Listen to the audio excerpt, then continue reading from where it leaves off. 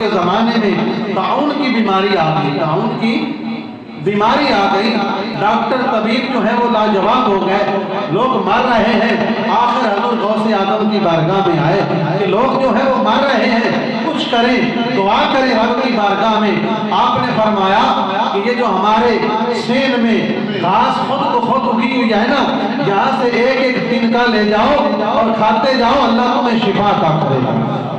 ایک ایک گھاگا تیلا لے کے کھاندے جاؤ، رب شفا عطا کرے گا۔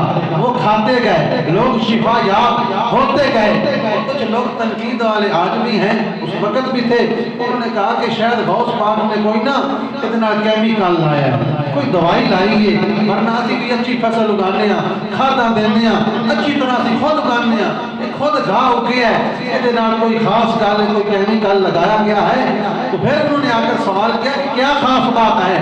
آپ نے فرمایا کہ خاص بات یہ ہے کہ یہ میرا مدرسہ ہے، یہاں صبح سے لے کر شام تک کالا کالا رسول اللہ کی صدائیں آتی ہیں، اللہ کا قرآن پڑھا جاتا ہے، یہ قرآن ان خاص کی پتیوں کے ساتھ ٹکراتا ہے اور آسمان سے رب کی رحمتیں برستی ہیں۔ یہ اسی قرآن کی برکت ہے کہ رب ان کو شفا دے رہا ہے، رب ان کو شفا دے رہا ہے۔